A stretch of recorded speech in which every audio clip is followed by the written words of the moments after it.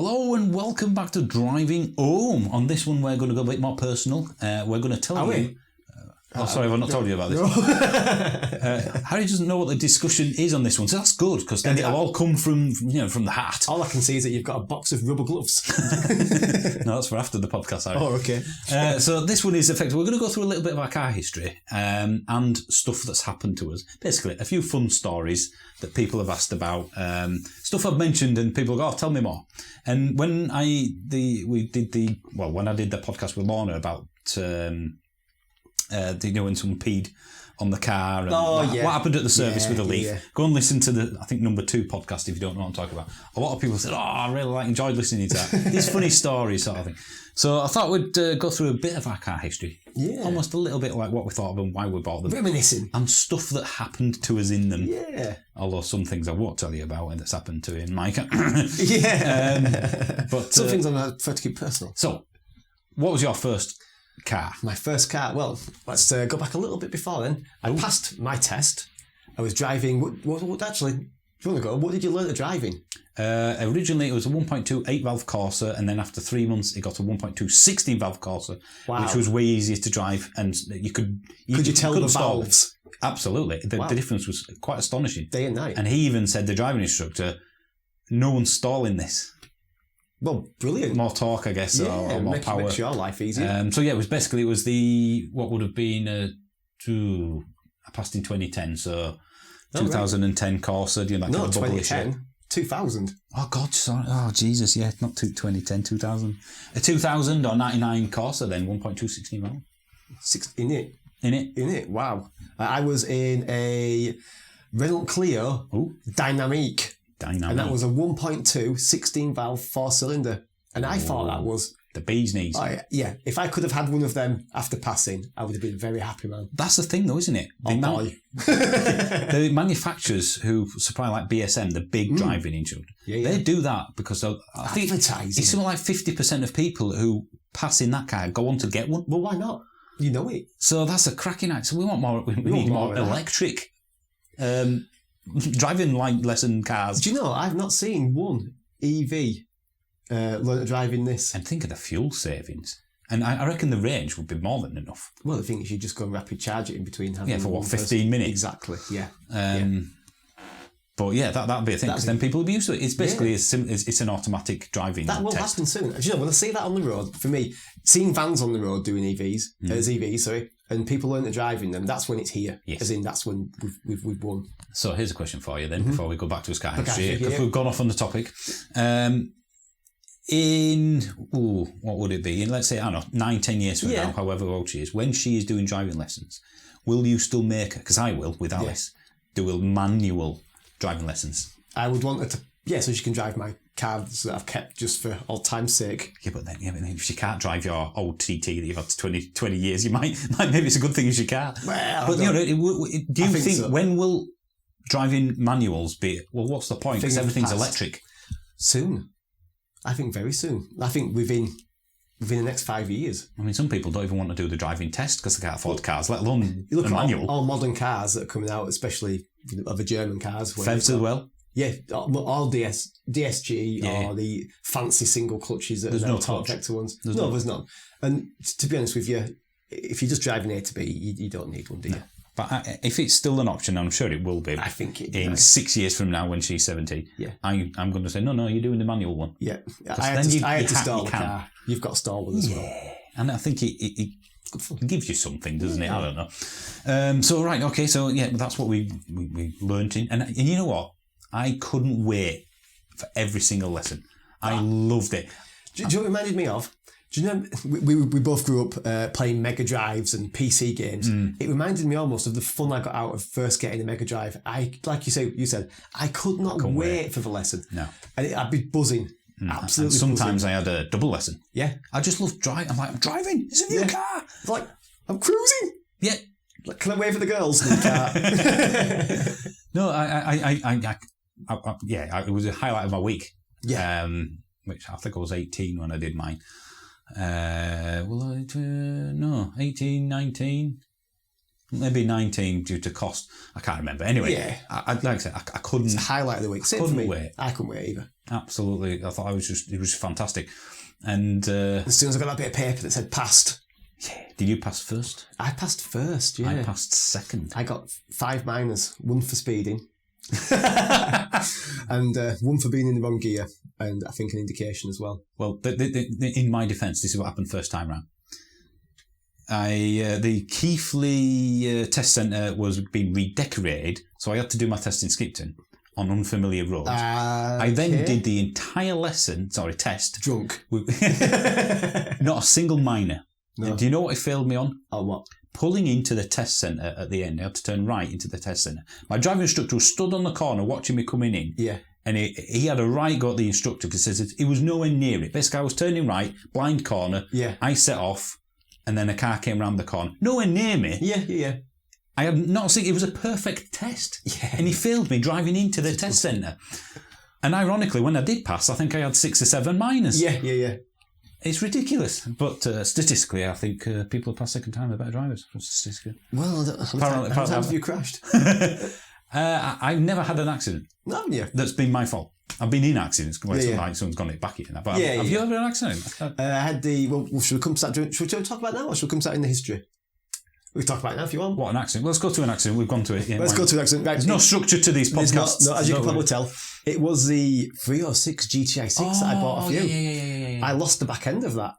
It's that passive rear steering. I'm blaming the GTI 6. One Namkang tile on the back. Namkang tire. Yeah, no, it was, and it came completely by surprise. And you've been around that corner, as we all have, a million times before. I wasn't. The interesting thing is though, I was in a group of cars, so I was going no faster or no slower than the other cars going around the corner, and it just went. I remember exactly where I was. You sent me a picture. Yeah. Presumably an email or something. And it was just of the front end with your bumper hanging off. Yeah. Or missing, maybe. Yeah. And I'm like, what's going on? Then I remember ringing you. I remember I was in the kitchen of my first house. Yeah, I was only half a mile from my house. And I'd gone, ironically, to go see somebody for a first date. And then to text Was she in the car? No. I had to text them saying, I can't come, I crashed my car. And she thought I was just making it up. I had to send her a picture. So stop making it up. Just tell me if you don't want to come over. I'm like, no, honestly, I have just crashed my car. And I remember you saying no one stopped. No, everyone just drove past. And I was like going... Because you were half in you just kissed the wall, Just kissed the wall. I ain't gone through a wall. Yeah. I've just kissed the wall and they've taken the front bumper off. A bit superficial damage to the radiator, etc. So you're just kind of presumably facing the half around the corner, facing the wrong way. I'll tell you what was the scary thing though, because when the back end went, I started to drift towards the other lane, and there was an 18-wheeler coming towards me. Luckily, it went straight into the my side, into the near side, into a wall. Thankfully enough. Yeah, didn't destroy the wall, just kissed it. You know, let's just come back to it. I remember you saying that when you looked on the other side of that wall, there was other bumpers. There was another bumper. Yeah. So I wonder if there was oil on that. There must have been something, because... You were going the same speed as the car in front. It wasn't my first fast car. But you weren't going fast. No, but I'm saying it wasn't my first fast car. I'd been fast before in cars and had the back step out a little bit. And it's round your house, so it's not like you were unfamiliar. And corrected it. Yeah. It just snapped. Lift off oversteer. It must have, exactly like what you'd expect lift off oversteer to be. The back end just came round. I tried to steer into it, and it was having none of it. Yep. So maybe it was oil. Maybe I was just unlucky. Maybe I'm making excuses up for my poor driving. Who knows? But when you look at the logic of it, in a line of traffic, on roads that was round the corner from your house that you must have driven on 3 times a day. It was known as the Widowmaker, the GTI 6, wasn't it? Just because of the passive rear steering. Did have a habit of... So the lesson is, don't put cheap tyres on your car. I did get some Goodyear Eagle F1s all the way around after that. And you never had an accident since? Or have you? Is that your only accident? My only accident. The one that you... when I have been in the car. Yeah. My car's... With working in schools and parking around schools, my car has been bumped. Well, not my car, but my cars have been bumped numerous times over the history of the car. Yeah. I had my Focus ST2 that got bumped at least once. Did you know who'd done it? Nah. Oh, tell them about the celebrity whose wife bumped your car. Right, I can't remember exactly who this was, but I know who it is. You know who it is. I'd got a Fiesta ST, and I bought it from you, and within a month of me owning it. I'd driven it home. I got home, and when I locked it, I noticed that there was something just stuck under the windscreen wiper. I hadn't noticed because the windscreen wiper sat below. And it was a note saying, sorry, I'd bumped your car.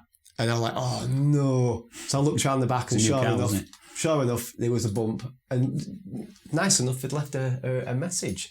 And it was the girlfriend of our wife of the lead singer of Terrorvision. Who's from Keighley. Yeah. They just live up the road from where I am. And the thing is, you didn't really tell me this because we hadn't seen each other that week. And I remember being sat in the office and I looked over and I thought, who's he? I know him. Where do I know him from?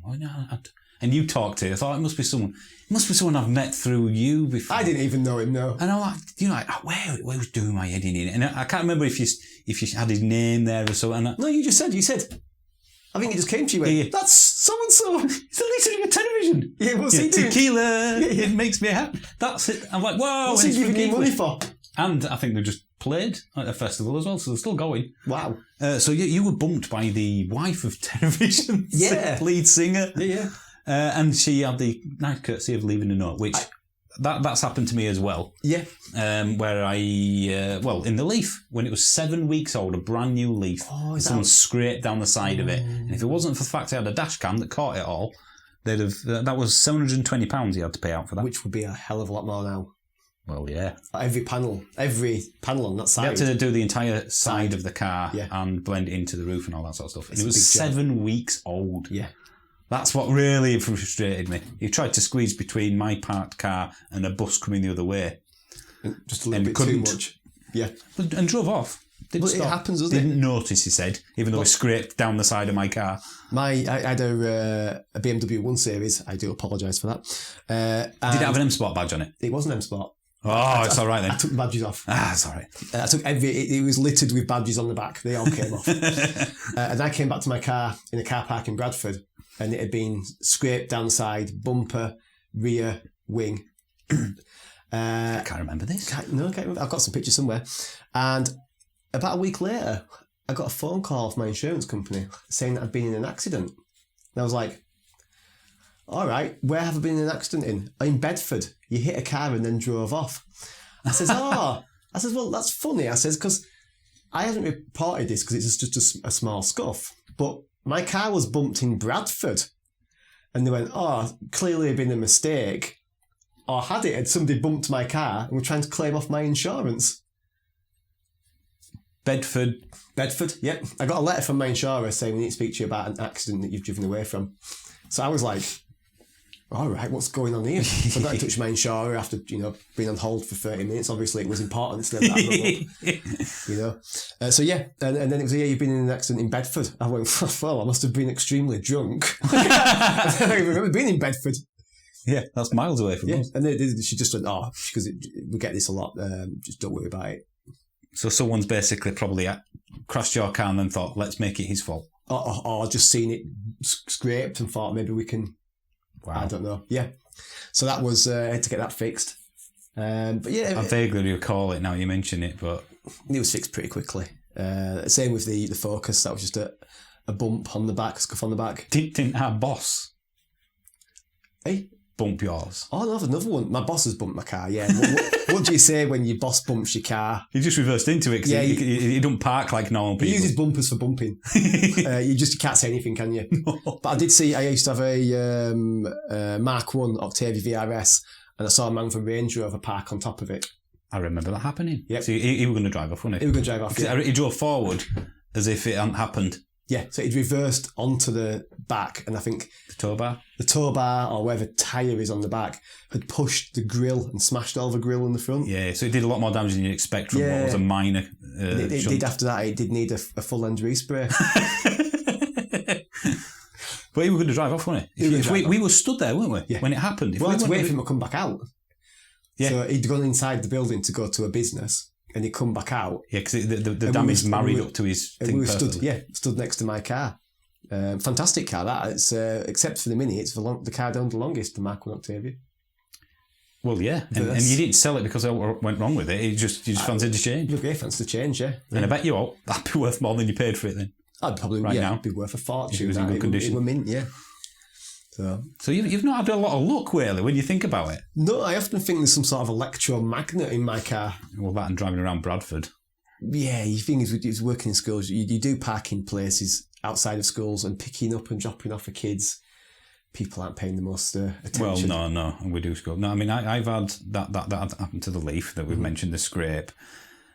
I've had, a couple of dings. Unexplainable, where's that come from? But life. But I don't, that's it. Oh, no, actually. Remember when they had the Kangoo van? I do. And we were detailing? Yeah.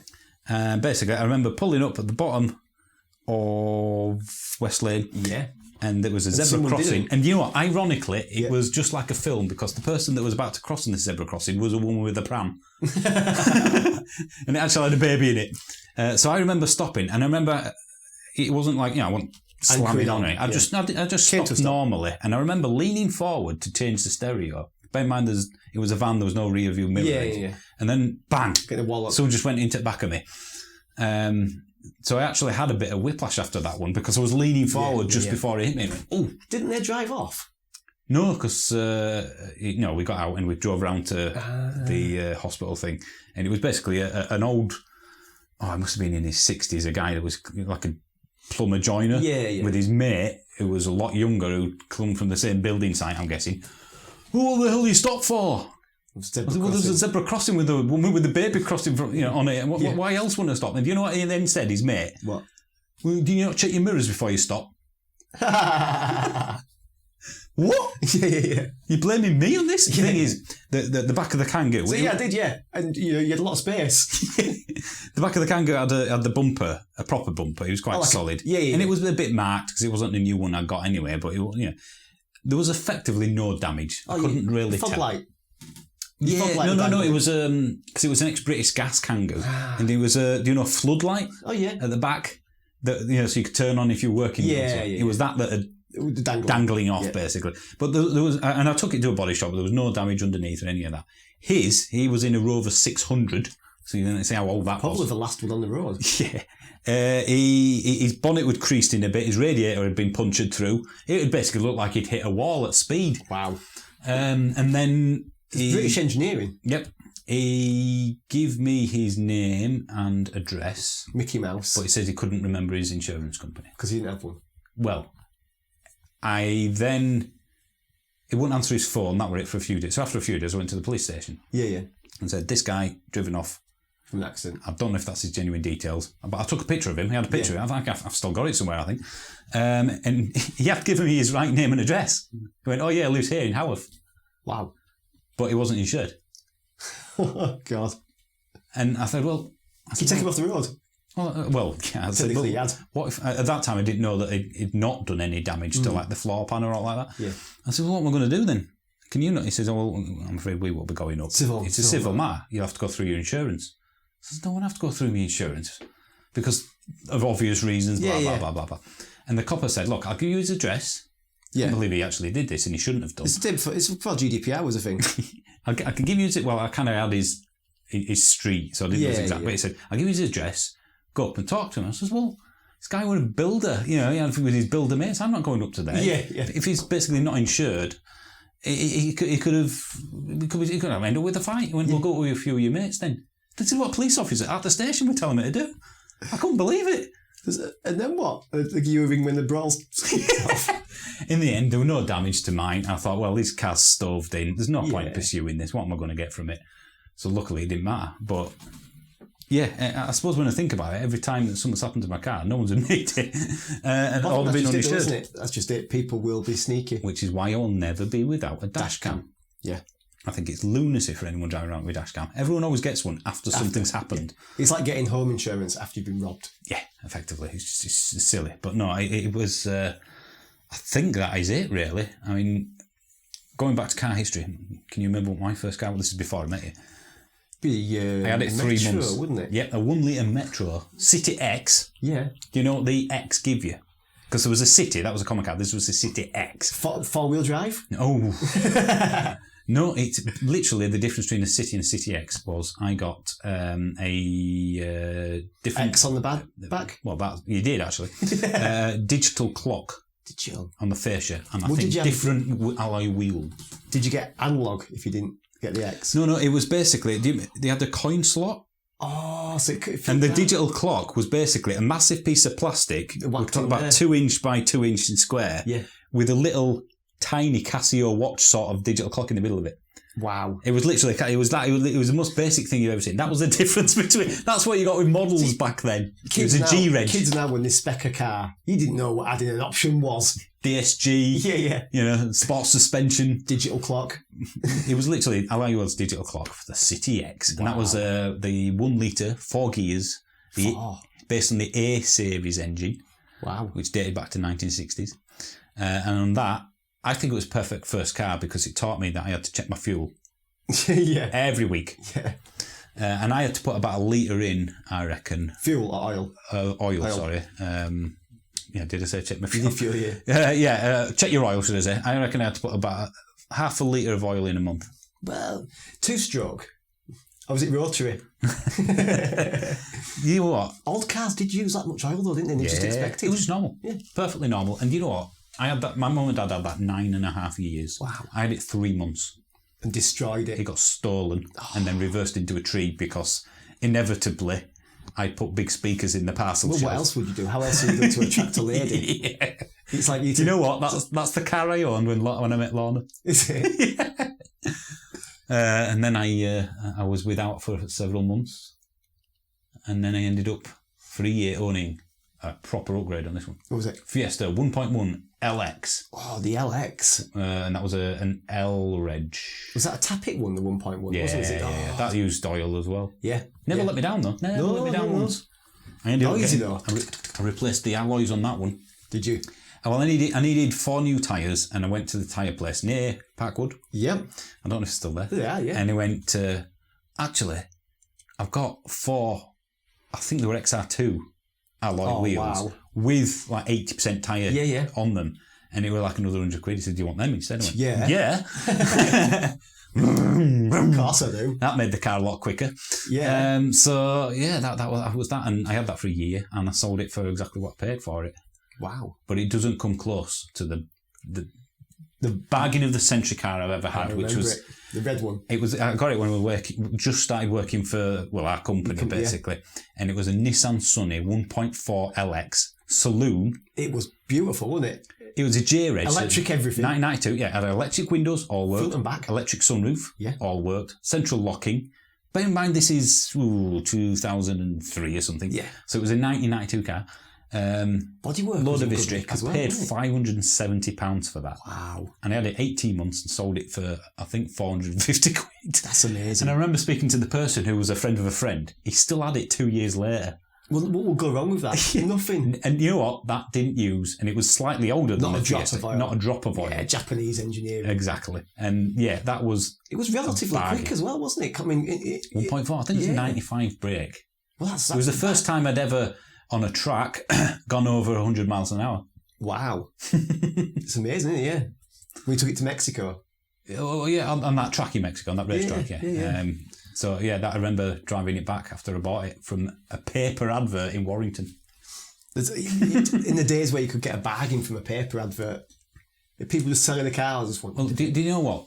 That's what experience has ruined for us. Yeah. How many cars have we looked at and gone,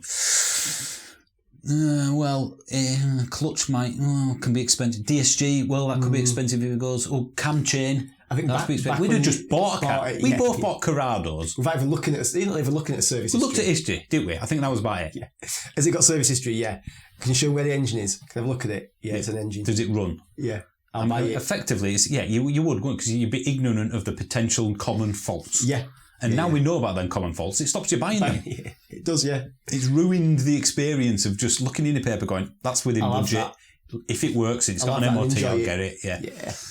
That was a cracking little thing. What was your first fast car then? Your first, what was it? The GTI 6. GTI 6. 306 GTI 6. I bought it off eBay for $4,500. Express. And it had it was an ex-Peugeot press car originally, I believe, and it had an engine rebuild. I think it was 60,000 miles when I got it, and the cam belt went on the previous owner. Yeah. Which I don't think he paid for. It was under warranty or something. Yeah, it wasn't common at all. Cough, cough. Cough, cough, yeah. So, yeah, that was the first what I'd call proper car. Proper car.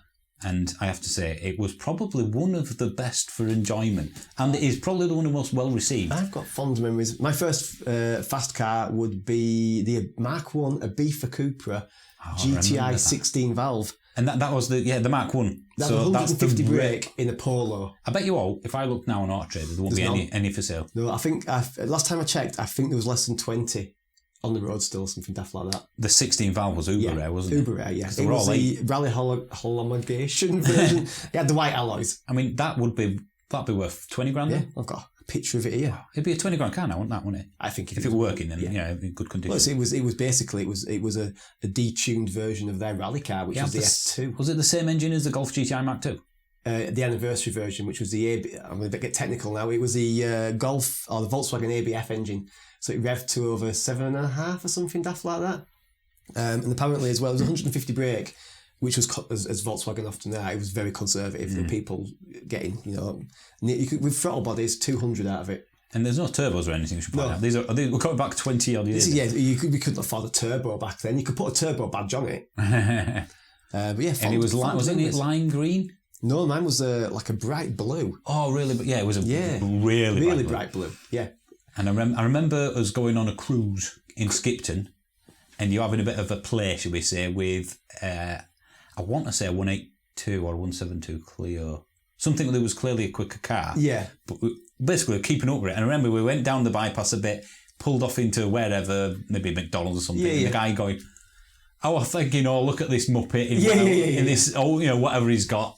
He said, "What is it?" Yeah. Because the 8 valves were quite noticeably slow, weren't they? The 8 valves were, I think, 112 or 120 brake. Yeah. This was... It was just a badge on the front, wasn't it? That said 16 valve. That was the only clue. Yeah. A little bit on the back as well. On the back. But if you didn't know, you didn't know. It was one of those... I like it, a bit of a cute car. It was bright blue, but it was a bit of a... But yeah, because I remember the guy, you kept in touch vaguely with the guy that bought it for a while, didn't you, in terms of how's it going? Yeah. Didn't spend a penny on that in terms of anything going wrong. And then you went to the money pit, didn't you? Yeah. My insurance on that, I remember, it was I had 1 year no claims. I was determined to get a fast car. And the insurance on that was £2,400 in 2005, probably. Which 2004, 5. Back then was a lot of money. Yeah. Stupid is what I was. But it's that thing, isn't it? 200 quid a month. Yeah, exactly. Yeah, well, after that, it was the money pit. It was the... But quite a fun one. Yeah, I didn't have it for long. 6 months. Corrado VR6. Oh, sorry, I've got the wrong one. Which one did you think was the money pit? The next Cupra. Oh, no. That's 2 away, is that? Really? I had a Corrado VR6. You didn't have that long, did you? 6 months. Was it unreliable? I can't quite remember why you sold it. The head gasket were going, so... sold it onto some other Muppet. Well, he knew. He looked at it, he was a dealer. Right. So that's the one I sold it at the same price I bought it for. And then I had your GTI 6. Which I've had... which bumped, and I had to replace the engine. Yeah, because the cam belt went. Funnily enough, not long after the cam belt was replaced. No, the bottom end went. The bottom end on the car went. It wasn't the cam belt. Was it not? The cam belt was in one piece. Oh, because I thought... No, so it wasn't his fault after all? No, I got the cam belt replaced and the bottom end went on the engine.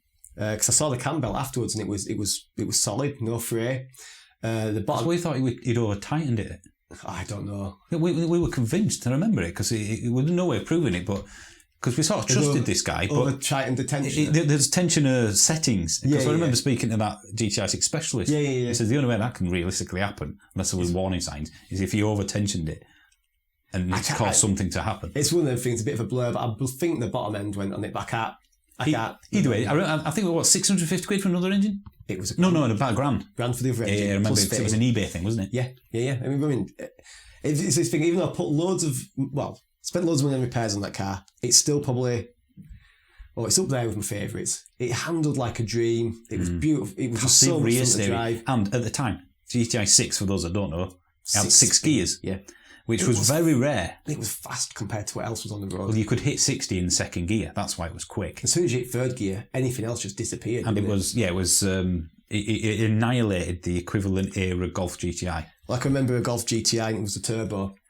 And there was a young lad in it, probably about 10 or 11, and his dad. And I could see it back, and his dad was saying, "We're going to have this car." And they got onto the bit of a dual carriageway, and the guy just came up alongside me. I looked over and just waved at him, and just shot off. Daddy, you said we were going to overtake that. It was a proper surprise car. Well, it was a sleeper because the only clue was the badge, and most people didn't know what it was. The badge was on the door. There was no on the wing. Sorry, there was no badge on the back or the front. There was. There wasn't a badge on the back, was it? Was there a badge on the back? There might not have been on yours particular one, but it wasn't. I'm sure there was one on the back. I've got plenty of photographs of that one. Yeah. But yeah, it was a good car, a good all-rounder. It was a sleeper because not many people... I remember being in a petrol station once and we were getting back into the car and I heard some local youths in an old Corsa or a Nova or something like that going, "Let's put a GTI badge on a Peugeot." Yeah. They didn't even know the model existed, which I liked that because every now and then someone would come up to you, "Oh, nice car, mate." Yeah. And then who bought it after you? Your mum and dad. And you know what? Years. To this day, my mum still says the same thing about that car. It's her favourite car she's ever had. Yeah. And she don't like cars at all. It was just a right amount of everything, wasn't it? Well, yeah, because they lived down south by that point. So they were going up and down the A1 every now and then that they visited us. And she always said, "Oh, I used to love that. You have some idiot in a BMW on the A1 going right with your backside. So you just wait until he went past the car and then I'd move in and put my foot down." Yeah. And then my dad would go, "You do realise you're doing over 100? Yeah. In Mexico. Yeah, in fourth gear. The GTI 6, if you search on YouTube, it says it's got a marked 140, hasn't it? That's as far as it goes up to. And it will go past that. You can bend the needle around the speedo, can't you, with it? Yep. That is the party trick. That is the car that I've been the quickest in my life. 70 whilst driving it. Again, it was on a track. Yeah. And I was. Was it a runway? Closed runway? It was a closed runway with a BMW 3 Series at night. Yeah. And it got to 128. Yeah. And quite frankly, I was crap on myself because it lifts. Well, it's starting to lift. I thought, no, this is stupid. Yeah. And I've never done anything on a track like that since. No, it was like driving a bit of tin foil down the road. Yeah. But I have to say, it's those cars in it that are not so much the least reliable, but that just do things. Well, it could only turn. Oh God! If you turned gear, because of the sixth gear protruded into the rear. The passenger foot. Arch. Yeah. The was it the left or the right side? I can't remember. You could turn one way more than the other, couldn't you? Yeah, you could turn more to the left than the right. Something like that. So the turning circle going right was appalling. Yeah. That just made it more enjoyable as a fun car, didn't it? It was a talking point. Yeah. And I remember having a problem with the engine when I had it. It kept on misfiring. Yeah. And I took it to a garage and said, "We can't figure out what it is. You're going to have to take it to Peugeot." So, so they can plug it in. Yeah. They have to do a diagnostic. And I remember them ringing me back and said, "You need a new ECU." I thought, "Oh, God, well, how much is that?" £1,200. Ooh. I went, "Whoa." I said, "Well, are you sure it's that?" And they said, "We're pretty sure." I said, "Well, what if I get one of these and it doesn't work?" "Well, we'd look on any future work favourably." "What?" I said, "So you're saying me, if I get that fit," I said, "Oh, well, we can't take it back because it'll be programmed to your car."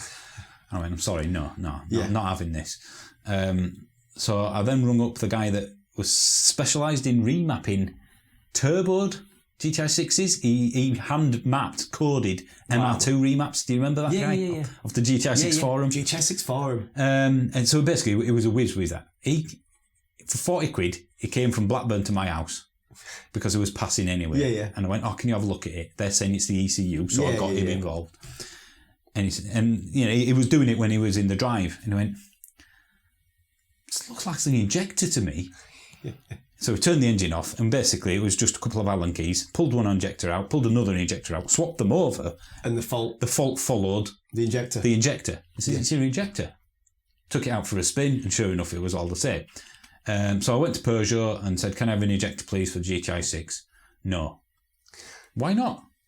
"Oh, well, we need to see the car, sell you it." No, just anyway, I had an argument with him. Basically, I ended up buying it for £45. Yeah, that fixed it. £45. I fit the injector myself because it was literally just unplug, two screw. They wanted to charge me £1,200 for something that wouldn't have even fixed the car. Wow. And it turned out to be a 45, which a guy in my driveway diagnosed in 5 minutes. Well, that's the thing. I think the GTI 6 had a really good community, didn't it? Mm. The GTI 6 owners forum was fantastic. I mean, I've bumped into people you know. Years later. Yeah, I got some alloys refurbished, and we were talking to the guy who owns like a sports car sales place. He had some really nice cars. And I said, what's your favourite car? He goes, I had a supercharged. He went GTI, and I went 6. And he went, yeah. And he bought that off somebody off the forum. Was it Joker? He did the 400 brake one. Oh, yeah. I think it was that. Yeah, he bought that car off him. Because the funny thing about that supercharged 306 GTR6, he badged it up as a Meridian. Oh, brilliant! Which was the base model spec 306 for those that don't know. So I think it's probably one of my favourite cars. I think so, but it's one I don't want to drive again, just in case it's not as good now. You had the Corrado after that, didn't you? I got the Corrado not long after you. Yeah. So I thought, I like them, and I've always liked them. I had that for. I paid 2.5 for it. Got it from a guy in Leeds from the Corrado forum, and then I sold it. Sold it for $4,000. Well, I got it. I had it resprayed, but it was a roof down. It wasn't a sandbag respray. Like that. And. What else you did? I got a Morkel oil cooler because it kept on overheating. Get some coilovers for it. Does it come with coilovers? Didn't I? I got coilovers for it, and the worst decision in the work. Yeah. Powerflex bushes. Oh yeah. I mean, it cornered like it was on rails. Yeah. But oh my lord, if you weren't going around the corner, don't do that ever again. Don't ever just put OEM bushes in. Never go for Polyflex bushes. Oh. Have you had any run-ins with the Rozzers? The Rozzers? On the road? I've had 2. The first one being in my first car, the Polo. And as you do when you have your first car, you go places. You just go for a drive? Yeah, so... Because you've got a car. So one night, went to Pizza Hut in Blackpool. And you lived in Yorkshire? I lived in Yorkshire, yeah. It was an hour and a bit's drive away. Because you wanted to go for a drive? Yeah, just because we wanted to go for a drive. And Pizza Hut was in Blackpool. It's sort of, fair. Let's go to Blackpool and have a pizza, basically. So coming back from Pizza Hut, I had a couple of friends in the car. And I went entered the roundabout at a brisk speed. I wasn't breaking any law. Did you take any, like the racing line? I'd say sort of. And as soon as I'd gone on, I noticed that at the other end, so pulling onto the roundabout was a police officer. Yeah. So traffic? No, not traffic. No. All right. So I could already see what was going to happen.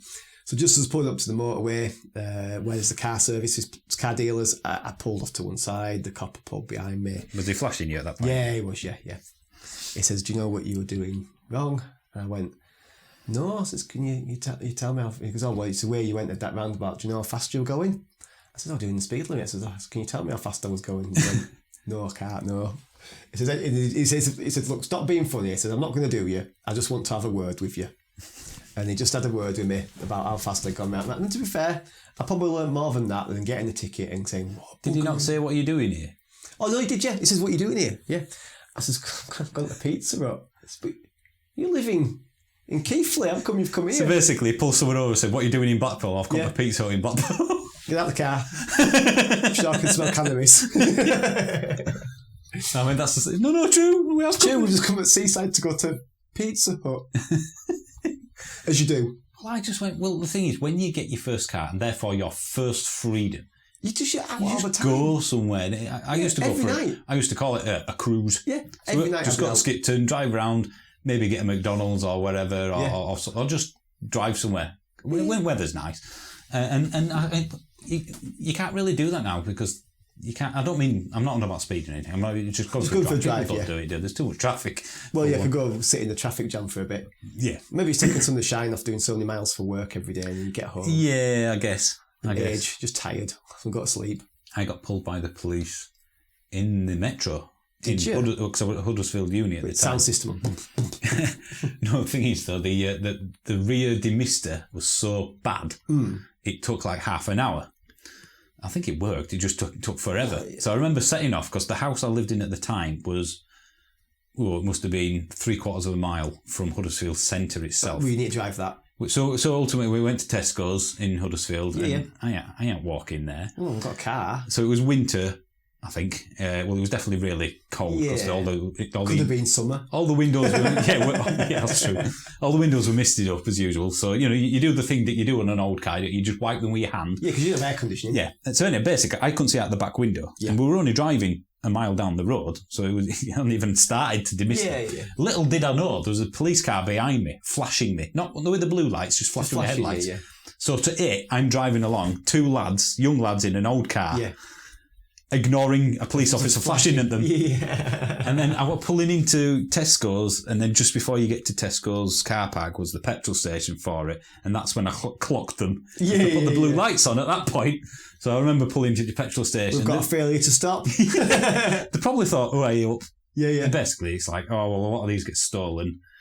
So the irony. And then a month later it got stolen. So they were fine with me, but I think that's one of two. Actually, no. Yeah, I got I got pulled over in the Fabi VRS. You did? Can you remember that? Yeah, for having your spotlights on. Now, let me set the scene. Didn't have any. Yeah, basically, I'm driving down the road, and do you know what? And it annoys me when people put the fog lights on during the day. It's not so much of a thing now, is it? No, because I think cars have got DRLs. Yeah. So effectively, the sort of person that drives with the fog lights on, but the normal lights off. Yeah. As if it makes it look cool. Well, we should call them tossers. So he pulls me over. I said, hello, what are you doing? And I didn't even get out of the car. He says, I pulled you over because you got your fog lights on. And I looked at the dashboard and I went, I don't have fog lights on the front. Yeah. I don't have fog lights. He went, you do? I said, I don't. And he said, I'll show you. So he walked around front. He says, what are them? I said, the DRLs. Yeah. I went, oh, for God's sake. All right, fine. No problem, sir. Thanks very much. See you later. Bye. I think the funniest one is your brother getting pulled. Oh, yeah. I mean, I wish he was here because I'll probably get this wrong. But basically, it was, as far as I know, he was in a works van coming off the motorway. In and around London, he was coming off one. Okay. So he was coming off the slip road of a motorway in a works van. I think a Ford Transit Connect Fiesta van. I think he may have been doing, I'm going to guess, 70, but maybe 90 up the slip road. Got to the top of the slip road, two police bikes pulled up either side of him. Can you pull over, sir? All right, okay. He thought, So anyway, he got out. All right, will you? You seem to be speeding up the slip road a bit there, sir. And he went, me? Yeah. He said, if I were doing what you say I were doing, 90, what the hell were you two doing? Because you certainly weren't chasing after me. I didn't even see you before he entered the... no blues. Yeah, no blues or anything. I didn't even see you when he entered them. So you must have been caning it. Yeah. And he went, well, yeah, we were a bit. Carry on. Thank you very much, sir. If I'd have said that to him, they'd arrested me. He'd have been out of the van, thrown on the floor, police interceptor style. He basically went, I was speeding. What were you doing? Stop resisting, sir. But no, I think that's the only two dealings I've had with police. I've had one more with doing for work, which was dropping a boot of laptops off at a school. So I packed all brand new expensive laptops. So about 20 of them. These are about 500 quid a piece. Right, so you got 10 grand's worth of kit in my car. Your car. So I parked outside the school, hazards on. Start taking on the zigzags. On the zigzags, yeah, because it was closest to the door. And I didn't want to be going backwards and forwards with loads of laptops, leaving my car. Yeah. So 25 to 30 seconds later, everything's in the school. Done, yeah. Back into the car. Copper coming the other way. He just turns round, right behind me.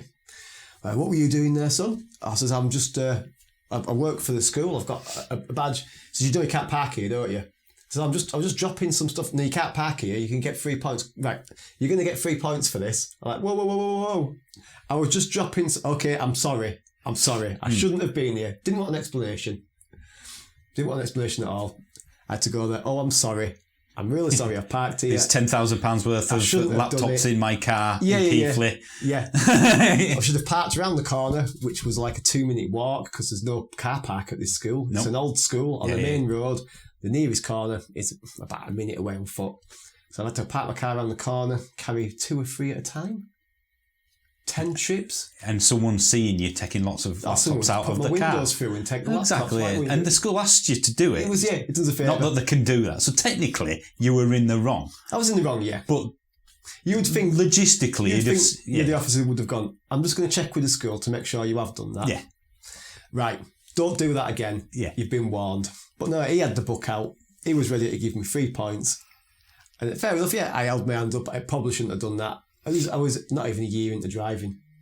So it was just not using common sense when I probably should have just said, no, I can't deliver these to your school. You're going to have to get a van. Basically, you get punished for doing the right thing. I wonder if I had a white van if it had been pulled. Honestly, I can't. I should know this, but I don't know. Are you allowed to park on zigzags at any time? I don't know. Because double yellows, you can get away with that, can't you, doing delivery, I believe. But on zigzag school lines, whatever you call it, I think, is that a complete no-no at any time of the day, no matter deliveries? Well, I'm just putting it into the Googleometer now, and I will tell you in a second. But he let you off ultimately. He let me off, yeah, but it wasn't for wanting a reason as to why, more just an apology to say that I'd made a mistake and I wouldn't ever do that again, officer. And have you? No. Done it since? Well, I've parked on yellows outside school, but when I'm allowed to, which is during some holidays. Right, so ultimately, it worked. The education works again. It does, yeah. Stop doing the right thing for people. That's the lesson you need to have learned from this.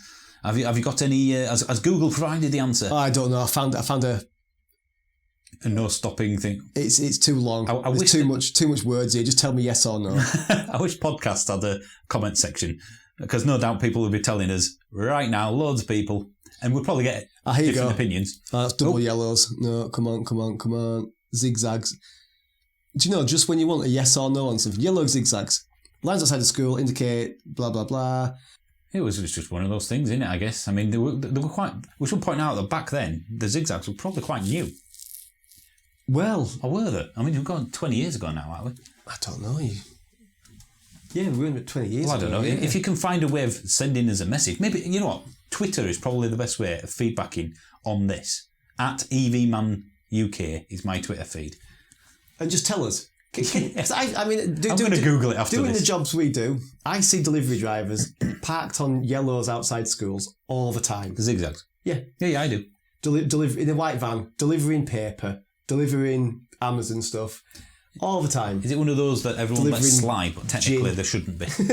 Yeah. Yeah, I think maybe it's one of those things where the police officers just turn a blind eye. Well, it has to make a delivery. And now they don't have time to even think about it. Well, I think the thing that didn't go for me was my age and the fact I was driving probably the Polo back then, it was probably my age. You didn't look like you were working for a school? No. I was a younger looking me. No, never that younger looking, but... Pre-beard. Pre-beard. Did you have your grey fleck? Yeah, I did, yeah. There you go. Yeah. So you're still stylish? Going great at 16, I blame women. I'm not surprised if you use the excuse of not going to see one that you've had an accident. I bet you kept that picture on your phone for a while, didn't you? Oh no, I can't come tonight, I've had an accident. Here's the proof. Yeah. Well, she looked alright in the nightclub. Whoa. It's a dark corner. No, it's...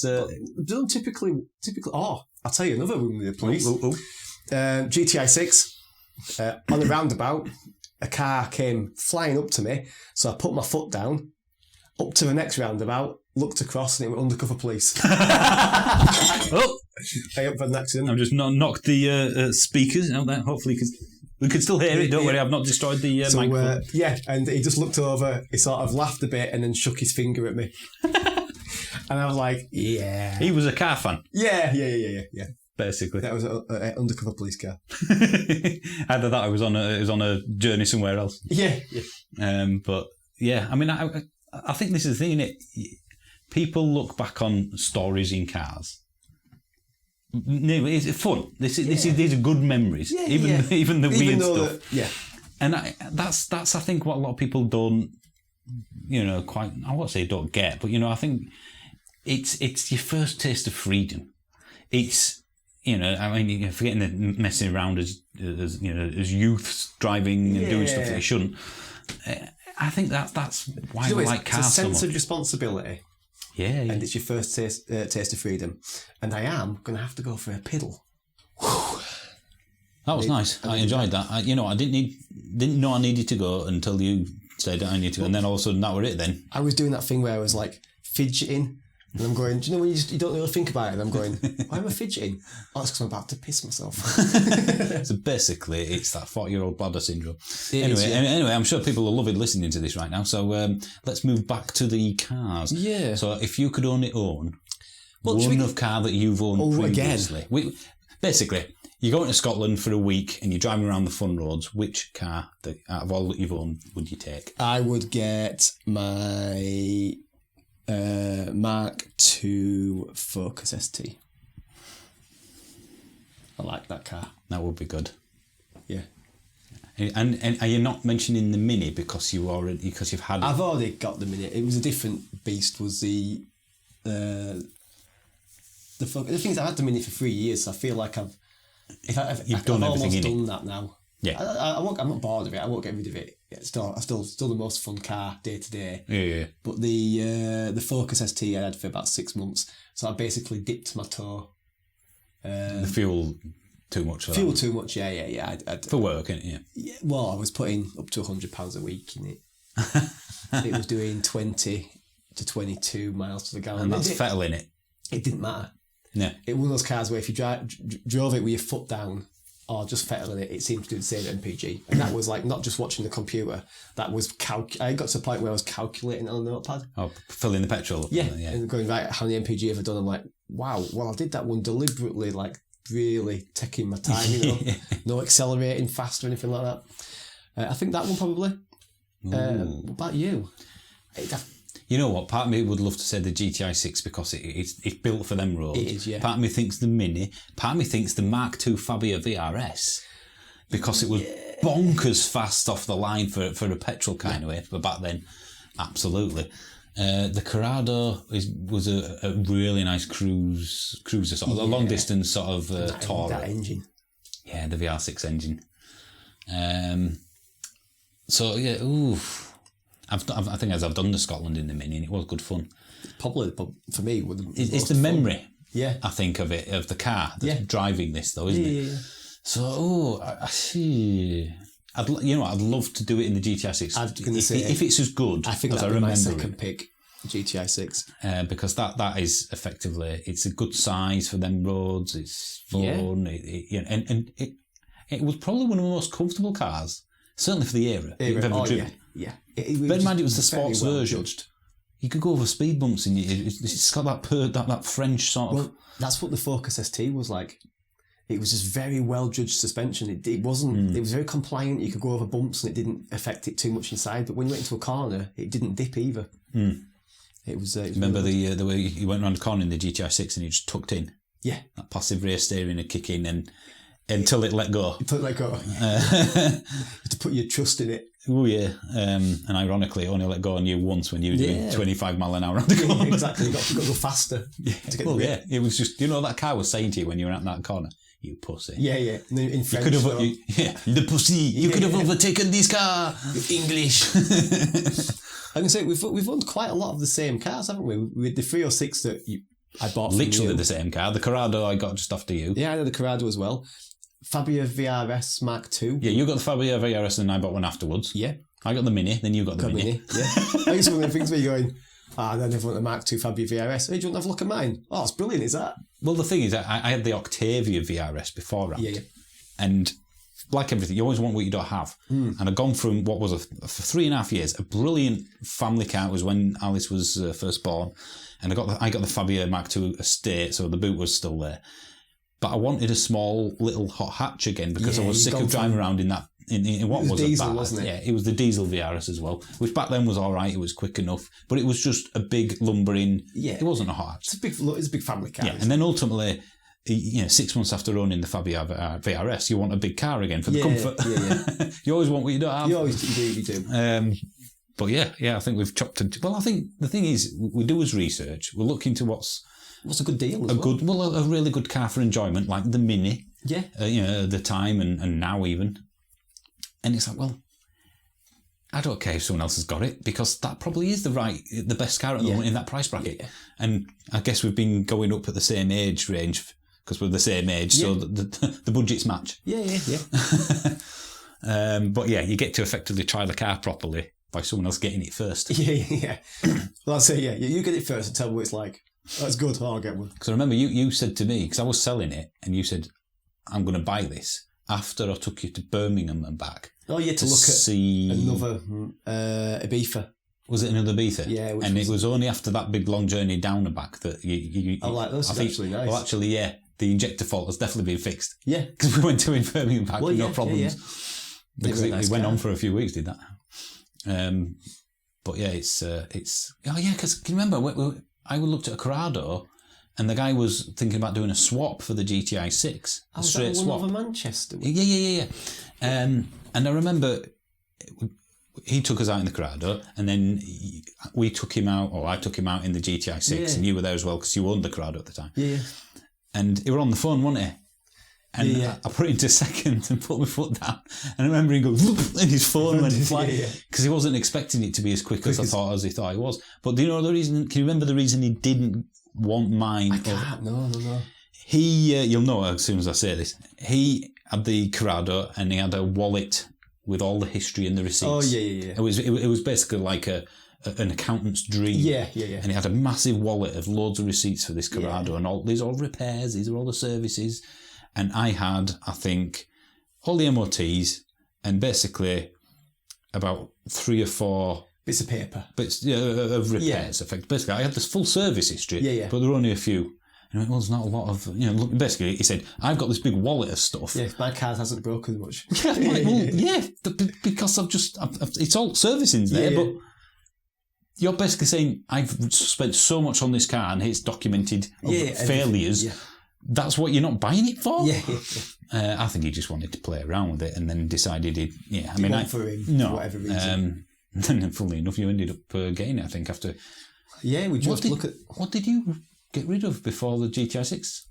Corrado. Oh, of course, yeah. The Corrado. Yeah. And then you needed a car. I needed one because I didn't have one for work.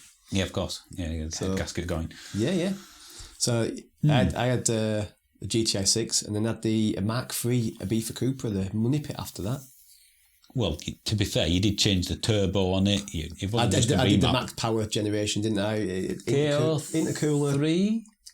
KO. It was a KO3, but it was then sent off to Turbo Dynamics and they put a KO4 inside it. It was it was a hybrid. It wasn't a proper KO4. So that was mapped to about 280 brake, which is something that weighed like a tin can. Fair flew. It was the in-gear acceleration, I remember. No, it just light up wheels, wasn't it? In third? Yeah. Or in fourth? Yeah. That's so much. You kept in touch with that after it left, didn't it? Yeah. For a short while afterwards, I even got pictures of it somewhere with the guy who bought it with another one. I'll have to wonder how many accounts that we're talking about that we own are still on the road today. That isn't. I did check. So that's still the Mark III Ibiza is not on the road. But yeah, that was a nice car. It was lowered stupidly so that you couldn't drive it over speed bumps. What would the thing is though, if too big a hi-fi in it. If someone turned up, when, obviously in a few years' time, if someone turned up and picked your daughter up in one of them, you'd be thinking, oh my God, what I don't know. It wasn't. Would you? I think it wasn't. Not one of them, but a car that's been lowered and turned. Oh yeah. I might be being biased, but I think the cars that we've had and we've done stuff with, we've never done like the max power thing of sticking massive wings on it. This was just... So it's been under the bonnet? This was lowered. It was like... people call it OEM Plus, don't they? Yeah. It was, if you're into your VAGs, you'll know what a good VAG looks like. It's dropped so that it's, basically scraping itself on the floor. The wheels want to be well up into the arches. But that's about it, really. Just nice and shiny. I've only done two with the Corrado suspension changes on cars I've owned. And the second one was an official one. The Fabia VRS. Oh, with the Mark II. Yeah, because as far as I understand the story is that they had the Polo GTI and the Fabia VRS, which is basically the same car. Same car, yeah. And then Volkswagen looked at that, which was severely undercutting them in price, went, you're not putting that suspension on it, it's too good, it will compete with the Polo GTI. So they give it a worse suspension. Yeah. However, it was too late by then, so you could actually, for 350 quid, fit it. Buy the suspension it was designed for, which was slightly lower and better, basically, well, it was from Skoda, and it wouldn't change the warranty. I had the same one on mine. And the bizarre thing about it is, it was lowered the car, but it was more comfy. It was a lot more comfortable. And then when I changed from the run flats Did that have run flats on? Yeah, mine did anyway. Wow. To the normal ones, it was like a different car. Wow. Oh God, I've forgotten about a car. You The had quickest car I've ever owned, I think, in top speed terms. Which was the BM? 330. Yeah, that was 330i. That was a dream to drive. That was the old M54 engine, was it? That was a car I bought from BMW. I remember looking for one, but I wasn't quite ready. But then I spotted it. It was from BMW. It was a unicorn spec. It was. And because it came from a dealer, it had a full year's warranty on it. Yeah. And the price was slightly less than I had my budget for. I'm like, I can't not miss. I remember driving back to Chesterfield from my mum and dad's, because that's where I saw it, to look at it and then put a deposit on and whatnot and bought it back. But yeah, I mean, I think they called it the lemon interior. It was more cream, It was basically. not cream, yeah. It was black, wasn't it? Black with cream leather interior. Manual. And it was manual and it was a Touring. estate version. Unicorn spec. And that was the day I realised why people buy premium cars. Yeah. I bet if you had that, it'd be worth more now than it was back then. Yeah, I mean, it was so solid. It didn't matter what speed you did. It made the same noise. It was so smooth and comfortable, and it was quick, clearly. Well, you do get that thing. And you felt the engineering behind it. Yeah. And I'd never had that before, because I'd always had kind of vague stuff. Yeah. You know. But it's that thing, is that you don't sound like a posh ponce, but then when I got a BMW and I drove it, I straight away was like, ooh. I can feel the difference. I can feel where the extra money is gone. It's not just a badge. No. It's the engineering. Like, ooh, this does feel premium. And that was, I only had that a year because, like your ST, it sucked fuel. It was a 3 litre straight 6, but I replaced it with pretty much its polar opposite. You did, yeah. I remember that. It was the Fiesta. No. Didn't you? Sorry, you're right. It was that Fiesta TDCi. A 1.4 TDCi. Titanium, was it? It had all the toys. Oh yeah, it was cream leather interior. Yeah. So it was basically the reason we did that is because we just moved into this house. You need so much. And I wanted to liquidate some of the money from that, and build myself a cinema room. It'll cost you. Yeah, but yeah, 1.4 TDCi Fiesta, and that was from a Ford dealership. So again, I had the warranty, and it was just a runaround because at the time we had the C-Max, which was Lorna's car. So for in terms of like baby stuff, that did that job. Yeah. And then I went to what was probably even more of a polar opposite, the Leaf. Yeah. And that's when, in 2015, this whole thing started. Yeah. 6 years ago. 6 years ago. Wow. So it's been 6 years, well, just over now, because I think it was July when we got it. Yeah. When the Leaf thing started, and then all of a sudden, so if that's my fuel bill from the Beamer especially. Oh yeah, £200 less in the Leaf for being installed, and there was no special tariffs back then. But yeah, that was very, very different. Part of me wishes I'd have got another BMW after that, because even now, I do miss that sort of the feeling. I guess the Tesla's got it to a level in terms of how it rides.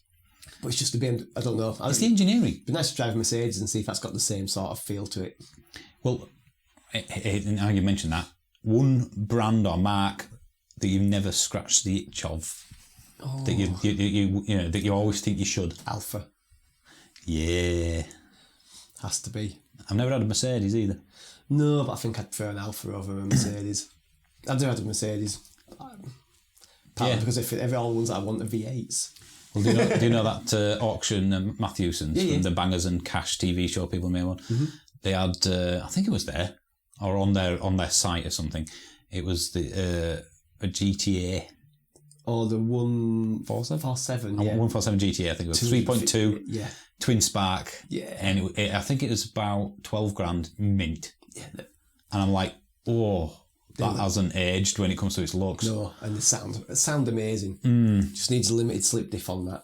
I think it's quite a popular mod. This is a brilliant podcast for electric vehicle fans. Yeah. And this is why we're car fans. Yeah, exactly. And this is why there isn't an electric vehicle around that fits these builds, because they haven't been out long enough. Don't pull your heartstrings, do they? No, they haven't been out long enough. So therefore, they haven't done the. Should we do a stupid version of this car? Because we need to make them mainstream first. Yeah. Then when they're popular, then we'll make a bonkers version of that particular car, like that Zoe rally version that the concept came out. If that had to come out, they've done that. Even the 250 brake. That would have been brilliant. Queuing around the corner for that. And we've said this before, haven't we? I think, did we do a video or a podcast? Yeah, and there's no hot hatches. You did one, didn't you? Yeah. There needs to be a hot hatch EV, and I don't mean an i3S because that's a premium car. Yeah, no. I'm talking about take a Zoe, give it more power and some bumpers. The Renault 5. A fast version of that. Even call it for turbo. The 208 GT. Create a GTI, give it more power. Yeah. You don't have to do anything else. Don't change the battery. It's there already, isn't it? Yeah. Oh, well, if we give it a more powerful engine, it won't go as far. I don't care. But it probably will if you drove it I'll gently. Just drive it slower. Yeah. That's what I mean. It will only use what you put through your foot. It's like a petrol, any high-performance car. They won't have to change the batteries. No, Basically, give it to Renault Sport. Yeah, let them tune the chassis. Tune the chassis. They've already got Renault Sport there, haven't they? It's not like they have to send it to Lotus to tune it. And it's not like they'd have to make another production line either. They would just presumably change the components. Well, what? Suspension? Might be even just suspension setup. The motor. And I bet possibly. The motor probably wouldn't even have to be physically any bigger. I bet the motor's still in its capacity. I bet you can get a lot more power out of it. Just tune the motor that's in it. Like you do with a petrol car. Yeah, another 40, 50 brake horsepower would make all the difference. No, I think so. Or just maybe slightly change the gearing. It hasn't got gears, but it must have a gear ratio. The throttle. So reduce the top speed a little bit and give you more acceleration. I don't know, but yeah, something like that. That's what I mean. It's so easily done. Yeah. If we can do this, see, it's like pub talk. Yeah. Then why isn't somebody at Peugeot going, got an idea here? No one will buy it. Because Peugeot aren't famous for any GTI cars, are they really? No. But the thing is, they do the GT as well as the GT line. But it's the same bloody thing. Is it because they think, I don't know, there must be some focus group, probably some people go, oh no, we don't want to drive fast in EVs, we want to... I mean, the Yaris GR... We're not even driving fast, having fun. Yeah, the Yaris GR proves that people, if it's fun enough, will pay 30 odd grand for a fun car. Yeah. 30 grand for what... I know it's badged a Yaris, but it isn't. But something that is badged a Yaris, they'll pay 30 grand for. Yep. Well, they'll pay a lot more than that. Yep. If you've got one, and they'll buy it off you. How much extra would a 208 GTI be? An electric 208 GTI be? Well, it can't be, a couple of grand on top of the GT model? Well, all it is they're going to, like they do with any GTI, is we go, right, let's slap some bigger wings on it, bigger bumper, bit of a diffuser on it. Strip it out, make it lighter. Yeah. That'd be fun. That's all it is, isn't it? Have we kind of not ever going to get a super light version of EVs anymore? Because they all effectively technology changes. I mean, it's going to be lighter than the normal version, perhaps, but...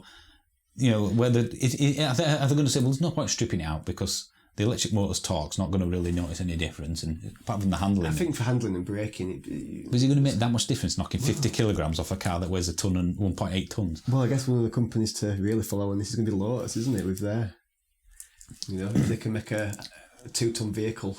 Add lightness. Add lightness. But yeah, we're definitely ready for that, and that's why we're buying a TT. There's no, you know what? The closest thing to fun in electric vehicle world I've already had. Yeah. The Twizy. Yeah.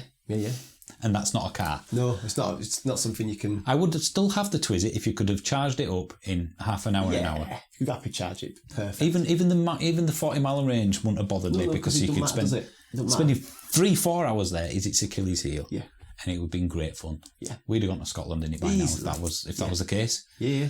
We'd have gone around North Coast 500 yeah. And that's why part of me is thinking, if I do end up getting this TT tomorrow, getting nervous, I don't even know if I'm going to even do anything about it on the main channel. Because... Or you're going to get shouted down. Well, some people will get it. Yeah. Oh, I understand that. Some people will I can't believe you've done that. Even though I've had a Mini Cooper S all this time. But the thing is, though, on the other hand, would they blink if you say, I've got a puppy? Would they blink if you went, I've got a horse? Surely they output CO2. For me, the horse is the perfect analogy. Cows are bad for the environment, and that's why eating meat is bad for the environment, but red meat especially.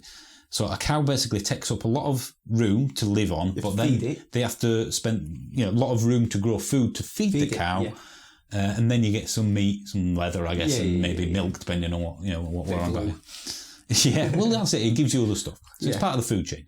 But all that land just for a cow. Yeah. A horse must be the same. It must take up the same. You don't get anything back from that. You don't get anything unless you find us. Yeah. But that's what I mean. Why are people not having got horse riders? It's only there for pleasure. Yeah. It's not part of the food chain. Yep. And it's bad for the environment. Completely irresponsible of them. Well, that's it. But no one ever goes at them because, it's a toy and there's very few people that have one. That is the new petrol engine, or rather the petrol engine is the new horse. So if someone's like you have, and we'll be doing 1,000 miles, 2,000 miles a year in it? Yeah, if you're lucky. And I know people say, well, it pollutes. A horse pollutes. Well, yeah. Well, the thing is, if you were to buy a new car, surely more energy would have gone in building a new car than having an old car.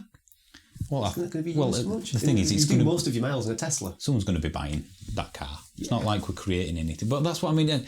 But again, I guess it's this thing. The thing what we've been talking about in previous podcasts. You think, well, would I do that? Because some people, when I've done a video about a petrol engine, like, it's not quite as fun. Years ago. Oh, I'm going to unsubscribe because I've always owned that Mini Cooper S, so no one could be shocked that I own a petrol car. Yeah. And I've never ever said the environment as a reason to buy an EV. No. But the fact I'm even thinking about it means it's obviously playing on your mind. Well, I guess it's an electric vehicle channel, so why would I put a 3.2 V6 on unless it had a point to make? Like, this is why I bought one, because there's no electric fun equivalent. So there's a possible topic there. It's sort of the end of an era, I think, with the petrol engine, isn't it? Let's enjoy. For me, it's let's enjoy one last hurrah, sort of. It's and in very low miles. Yeah. Well, I'll keep this car for as long as I can. Yeah, until you need to sell it. Yeah. I'm not planning on. I have it in 5 years. I'm not planning on idling outside a primary school with it. No. It's just going to be. Pardon me. Sunny Sundays. Yeah, it's not going to come out for the next 4 or 5 months. No, because of the weather. Mine's probably. Going to come out with it, probably, just to give it a run. Yeah, once a week, just to town and back, maybe. So, there will be a video about it because I'd like to do another detailing video. Ceramic coats. Do both of them. Well, yeah, maybe, and. So it will be on the channel, but you know what I mean? It's that sort of, there isn't a fun electric vehicle. No. Even with, if I give you there's a Taycan, a massive budget. The Taycan's the only one that... And the Audi e-tron GT, same car. Yeah. So... But that is a supercar. It's not... Or borderline, anyway. It doesn't even compare with it. It's like, well, no. Here's a bit of fun you can have for around $5,000.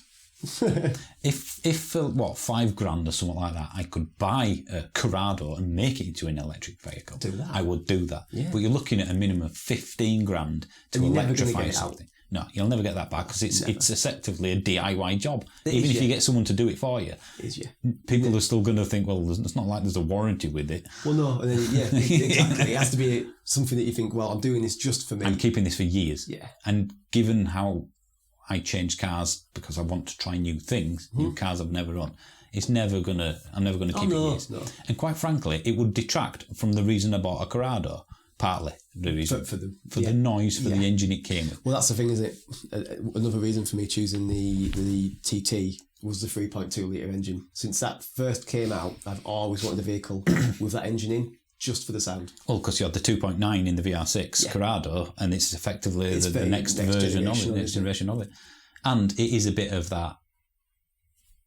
This is the last one. Well, you've driven it, haven't you? And when you drive it, it's so analog compared to any other car that's out there. And neither of us has owned a convertible before. That's the primary reason I'm buying this. It's a convertible. Midlife crisis. Yeah. But it's a convertible. And the reason, you know what? I would be happy with the 1.8T version. But the 3.2 looks better because it's got different bumpers, different spoiler. Better. It's got twin exhausts. So for me, it looks better anyway. But it holds its value extremely well than the 1.8. Yeah. That's the primary reason I'm doing this, because I will at least get my money back. Yeah, an investment. So I think it deserves a video to say to people, what do you think about this? If you say to me, you shouldn't be buying them, we should be scrapping them, binning them, and just concentrating on it, that's fine. But it's then classic. We shouldn't be showing that. Is every classic car in that thing, even though this isn't quite classic. Is everyone with a horse with it? Old. You know, basically it's everything that's bought for pleasure. Effectively, it is bad. Everything's got an impact. I think the petrol cars. Using it responsibly though. I'm not doing 12,000 miles a year in it. The petrol car, let's face it, has completely transformed the world in the last 100 years. It has given us everything we take for granted, from deliveries to ambulances that get we're talking back from the 100 years ago. It has completely transformed the world. Some might say for the worse, I don't know, but ultimately we wouldn't have everything we have right now. Here with that if it wasn't for and it needs to go. I wouldn't be doing the EV thing. It's on its last hurrah. And that's why I think it is. It's like alcohol. Oh, I like whiskey. I'm going to buy whiskey or this posh vodka. There is no thing in the world. No one in the world. There's no reason why to. It's bad for you in every way, shape, or form. Pleasurable. But people buy it, and this is effectively my guilty pleasure. Guilty pleasure, my vice. Spending money. I don't smoke, barely drink. Don't have a life anymore to go out anymore. No, this is exactly. I think the only thing I spend money on that is unnecessary is effectively a car. Or car things. Well, I think the thing is, it perfectly sums it up, doesn't it? Interested in cars, so why not indulge? So, all right then, before we disappear, what is the most interesting electric vehicle on the market? Let's ignore the Taycan because we've mentioned that, because that's probably going to win it. The most interesting. So it doesn't have to be fast, just the most interesting one. I would say, for me, the Amiga or the Twizy. Just in that they look the most interesting. Right. Let's change that because technically not cars. Quadricycles. Yeah, but people will, pick a car.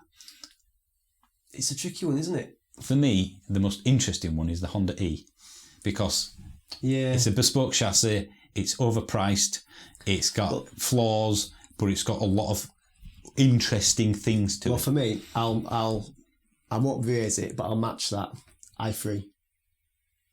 Or the i3S. Yeah, either. Just because of a technical exercise, carbon chassis, carbon tube, reusable, recyclable parts. It's been built with some sort of, you look inside, don't you, and you go, well, these seats are a bit weird, and this dash is, it's all 100% recyclable or reclaimed material. Yeah, it's recycled material. Yeah, so it's, for me, I think it serves a purpose extremely well.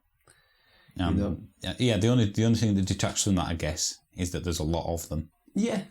But if they, they are, aren't they? It's built to when it's been built to do exactly what it says on the tin, and it does that. They started. I remember reading something about the BMW i. Sort of when it first started, there was the i3 and then the i8. Yeah.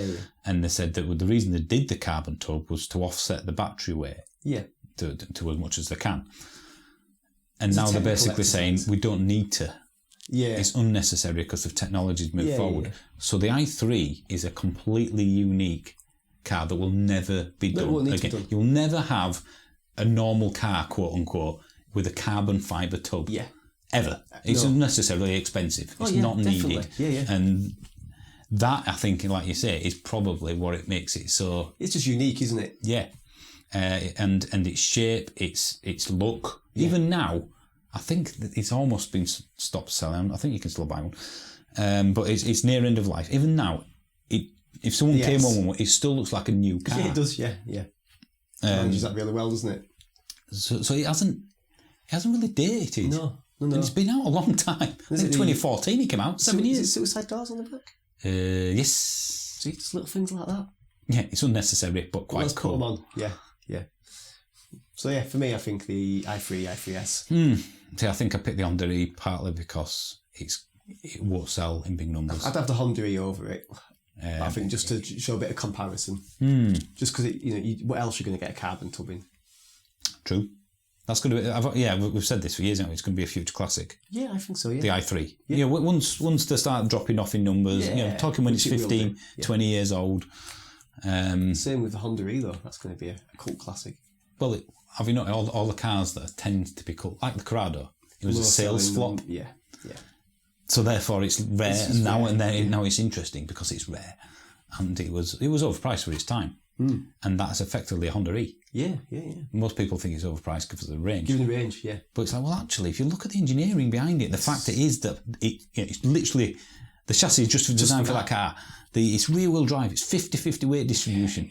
Bonkers. What the interior quality is superb. Yeah. It looks mad. It does look. It looks like you've driven it straight from a motor show.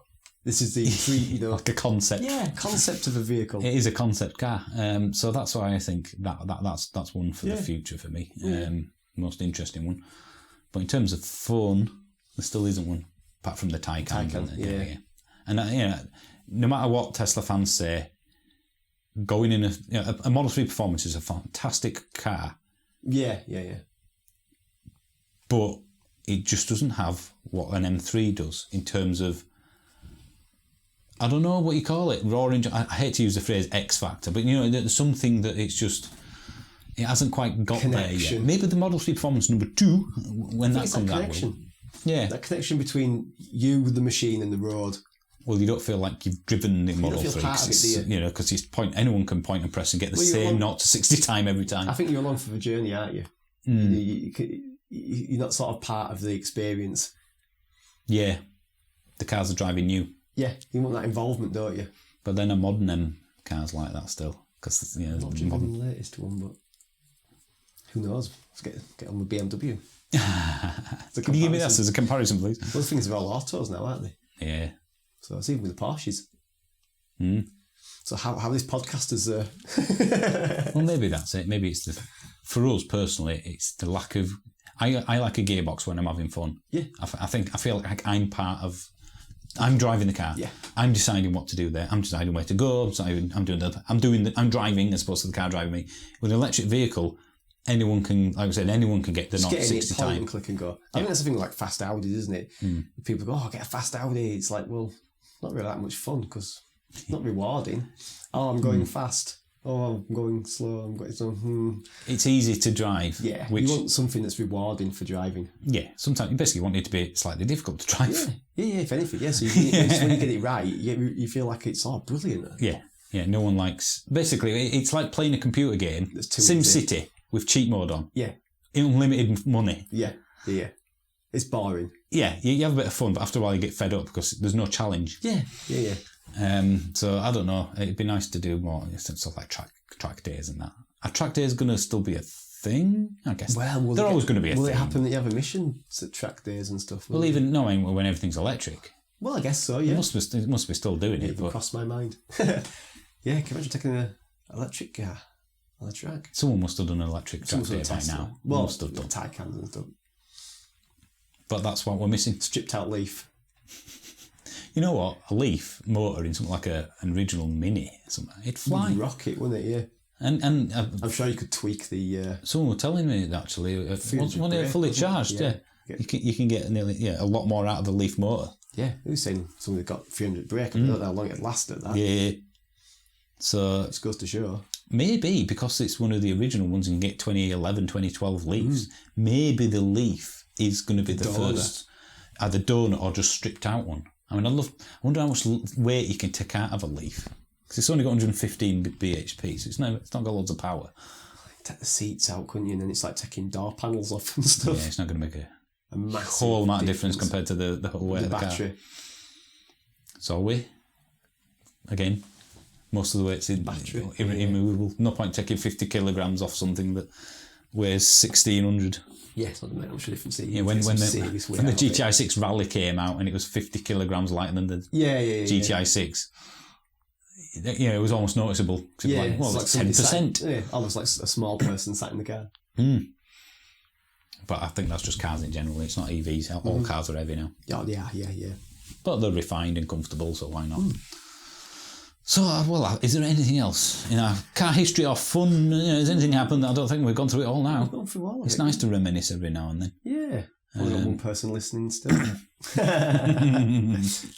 It's amazing how many cars you owned over the years. Forget. So, I've got a picture. I printed them all out. Every single one I've owned. I keep on, even to now, I keep on thinking, I'm going to put one in a picture frame, put them all up somewhere. Yeah. Nice to get a little matchbox model of each one. Yeah. Be nice. Yeah, but half of the ones, like the Metro and that, you won't be able to get one. Or it costs you a fortune. Probably costs you more than the car. A couple of £100 just for a model. But yeah, technically it was appallingly bad. Yeah. Was the Metro. I had the 1 litre Metro, but it weighed nothing. You were driving it at its limit all the time because the engine was so, I think it had 14.9 brake horsepower. Wow. But you could do a proper handbrake turn in it. In fact, that's where I did my first handbrake turn without realising what weight means. There were 4 of us in the car. It just went. We were going to Tesco's, and I'd done a few in the past. So I got a hand doing turning around, and we're talking on. I'm not joking now on empty bits of land just to have a bit of fun. But yeah, we're going to Tesco's. I'm going to show off and do a handbrake turn into this car parking spot, and because of the weight of the car and the fact that the handbrake wasn't that strong, I remember I basically turned the wheel, like you do, pulled the handbrake up, and all the handbrake did was effectively apply a bit of brake pressure. Just slow down. So as far as the car, the car just basically turned to the right sharply and slightly slowed down. So as far as everyone's concerned, I just turned sharply up a pavement and nearly hit a wall. So it wasn't like up a wall. It just went because the handbrake doesn't lock the rear wheels up. He's a crap driver, was it? I don't know what happened there, fellas. I'll reverse back out again. There's a bit of a mess there. Right, so weight affects handbrake turns. Right, I get that now. And I think there were 2 ladies in that one, and I don't think it worked. Didn't it? Usually does that, doesn't it? Well, the lever behind, Top Gear were right. The lever behind the gear stick is the way to a woman's, heart. Innocence. But, now I don't think driving's a thing for the younger generation. No, I think like I said, it's too expensive to learn, too expensive to insure. So they're not even, I know a few that aren't even bothering doing lessons. I wonder if the whole, Johnny Cab's sort of automated driver sort of thing will become a thing of the future, where you is it like time sharing the vehicle? For me, learning how to drive is something like they do in America. They should do it, make it part of of lessons. Isn't it? It's like learning to swim or ride a bike. Yeah. Everyone should know how to do it. And most jobs require it now. Yeah. For that reason alone, do your test. So even in EV world, you have to. I don't know. So it is very expensive to run a car when you're young. It's the now. first year's insurance, isn't it? That's going to kill most people. Yeah, well, that's a different subject entirely, isn't it? Well, shall we end? I think this has gone on longer than any other podcast. It had, might be 2-part. 37 minutes after the 55 we already did. Wow. That's a long one. It's a long one. I think we'll try and keep them to 50 minutes. Yeah, we said that the last 3 podcasts, not what we've just done. Yeah, maybe we split this one up. Well, I don't know. We'll see. It might be one. What, two release them both at the same time? We're basically discussing editing a too long podcast on the podcast and making it longer by doing so. You can tell us what to do. No, but they won't be able to email us in time for doing the podcast. No. Forget. We'll figure it out. Yeah. Right. Well, as I had plums before the end of the first break, do you want to, as always, end this particular podcast? I will raise you beavers.